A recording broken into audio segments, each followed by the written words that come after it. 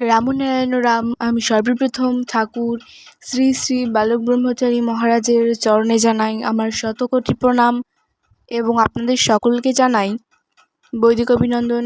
রামনারায়ণ রাম। এই বলে আমি আজকের তত্ত্ব ও আলোচনা শুরু করছি।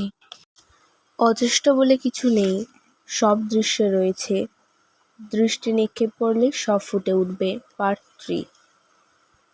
সব কিছু জাগ্রত মন্ত্র তোমার সুরে প্রতিষ্ঠিত হয়ে রয়েছে। তাকে জানতে হলে মূল মন্ত্র চাই। সেই সুরকে জাগাতে হলে, জানতে হলে সহস্রারের সাথে তুমি গভীরতায়, সেই তন্ময়তায়, আপন সত্তায় মাতোয়ারা হয়ে যাও। আপন মূল রক্তের ধারাতে, প্রণবের সুরে একীভূত হয়ে যাও। রক্তের কণিকাতে, বীর্যের কণিকাতে রয়েছে মূল কথা। সেই স্ফুরণের কথা, মনের কথা আপনভাবে জেগে উঠবে। এই মায়া, মোহ, কাম, কাঞ্চন, ভালোবাসা, রোগ, শোক, আঘাত, প্রত্যাঘাত, দুঃখ, ক্রোধ এতে রয়েছে। প্রতিদিনের এই জীবনযাত্রার মাঝে রয়েছে সেই ব্রহ্মের কথা, আদি বেদের কথা। প্রতি ব্যক্তি এই গ্রন্থ পাঠ করে করে চলেছে।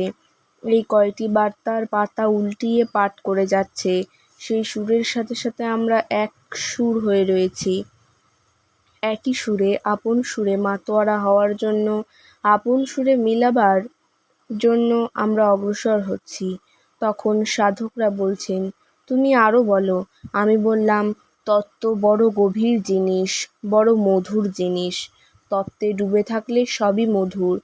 সেই কেন্দ্রস্থলে যতক্ষণ পর্যন্ত পৌঁছাতে না পারা যায়, ততক্ষণ পর্যন্ত লোক আর্তনাদ করে, হে সাধকগণ, আমি তোমাদের এই চিৎকারের রোগ জানি, আর্তনাদের সঙ্গে নাদের কথা জানি।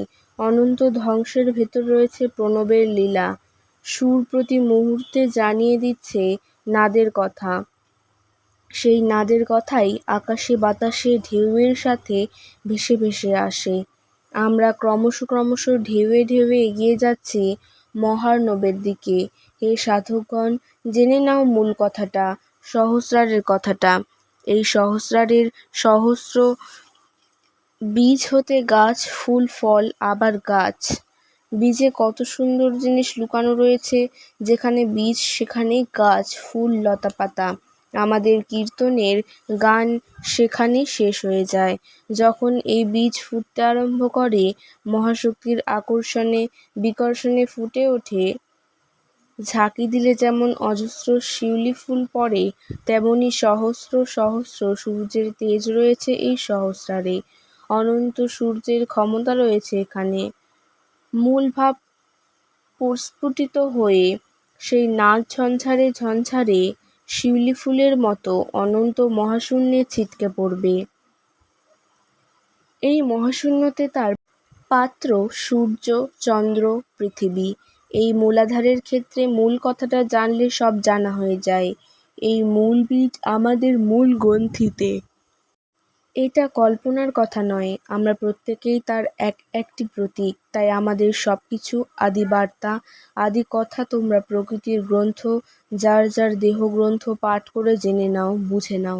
হে সাধক, 11 বছরের বাচ্চা শিশু আমি নিজেকে বিশ্বের ভেতর ডুবিয়ে দিয়েছিলাম, নিজেকে ভাসিয়ে দিয়েছি এই বিশ্বের কথা। যাহা ছিল, যাহা আছে, তাহাই জানিয়ে দিচ্ছি। আমি নিজে কিছু আবিষ্কার করি নাই, আমি দর্শন সৃষ্টি করি না, আমি প্রতিষ্ঠা চাই না। আমি চাই সকলকার ভেতর সমতার সুর ধ্বনিত হোক। তাল, মান, লয়, ফাগ যাহা আছে তাহাই বাহকের মতো, বার্তাবাহকের মতো খুশি হয়ে দিয়ে গেলাম। তারা অর্থাৎ সাধকগণ বলে, আরও বলতে হবে।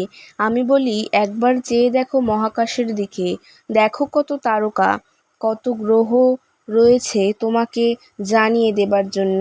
জানার যন্ত্র এমনভাবে রয়েছে, প্রয়োগ করলেই সব জানা হয়ে যায়। এটা অদৃষ্টবান বা কল্পনা নয়। অদৃষ্ট বলে কিছু নেই, সব দৃষ্টে রয়েছে। দৃষ্টি নিক্ষেপ করলেই সব ফুটে ওঠে। তারা খুশি হয়ে গেল, একটা চমড়ি গাইয়ের পিঠে চড়িয়ে আমায় নিয়ে গেল। সবাই বোঝো, খুব পরিশ্রম করেছি। সব কিছু জানা, সব আবার অজানা। মনে রেখো, তত্ত্বের কাছে, জ্ঞানের কাছে সব কিছুই ভাসিয়ে নিয়ে যাবে। সকলকেই এখান হতে অর্থাৎ এই পৃথিবী থেকে চলে যেতে হবে। একবার বুঝে নাও, জেনে নাও, আমি ল্যাংটা কাল হতে ঢেলে দিচ্ছি। গুরুবাদ অবতারবাদ নয় এখানে। আমি কর্মী হিসাবে জানিয়ে দিচ্ছি, এখানে কেউ বড় নয়, কেউ ছোট নয়। যে আগে খনিতে গিয়ে পৌঁছেছে সেই খনির কথা বলছে। যে খনি হতে আসছি সেই খনির কথা জানাচ্ছি। তোমরা যখন পৌঁছবে জানবে। বোঝো, বুঝতে চেষ্টা করো। বড় আঘাত পাচ্ছি। এখানে কেউ বোঝে না, বুঝতে চায় না, সংস্কারে ঘিরে ধরেছে। নাও, এবার নিয়ে নাও, বাজাও নিজেকে।